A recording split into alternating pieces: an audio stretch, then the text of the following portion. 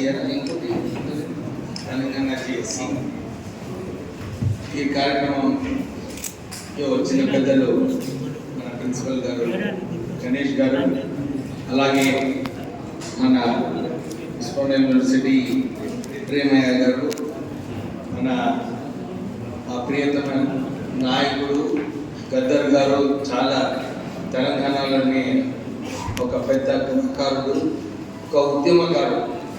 నేను చిన్న ఉన్నప్పటి నుంచి చూసేది గద్దర్ గారిని. వారు ఎప్పుడు కూడా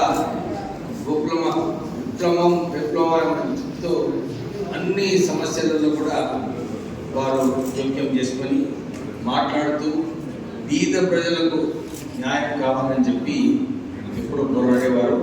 వారి కూతురు వెన్నెల గారు, అలాగే మన గడ్డం శ్రీను గారు చాలాసార్లు తెలంగాణ రావాలి, మళ్ళీ కేసీఆర్ పోవాలని చెప్పి చాలా ఉద్యమంలో పాల్గొన్న శ్రీనివాస్ గారు, అట్లానే మన ఈ కార్యక్రమం నిర్వహించిన మన ధర్మల్ హుస్సేన్ బిడ్డ కూతురు మన శ్వేత గారు, వీళ్ళందరూ కూడా ఈ కార్యక్రమం ఇక్కడ ఓయూలో చేయడం జరిగింది.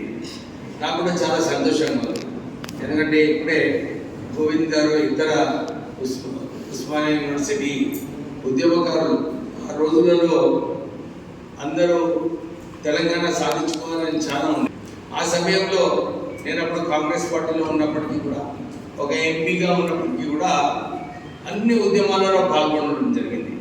నేను ప్రత్యేకంగా ఆ రోజులలో ఉస్మానియా యూనివర్సిటీకి ఒక 20-25 ప్రోగ్రాంలలో రావడం జరిగింది. అప్పుడు పోలీసు చాలా ఇబ్బందులు పెట్టినారు.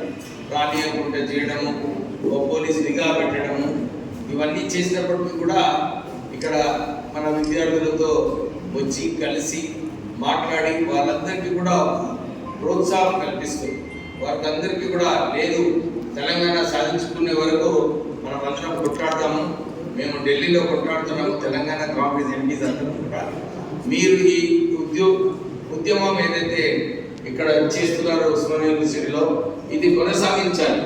ఎందుకంటే దేశంలోనే అన్ని చోట్ల కూడా ఇదే చేస్తుంటారు.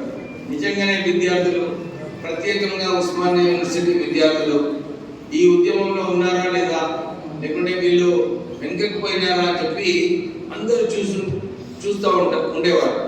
నాకు మంచిగా గుర్తుంది, 1969 ఉద్యమంలో కూడా అప్పుడు మా నాన్నగారు వెంకటస్వామి గారు చాలాసార్లు అప్పుడు కూడా ఉద్యమంలో పాల్గొనడము, వారి పైన అప్పుడు పోలీస్ ఫైరింగ్ అయిన తర్వాత ఉస్మానియా హాస్పిటల్లో ఒకడు సుమారు 2 నెలలు ఐసీయూలో ఉన్నారు.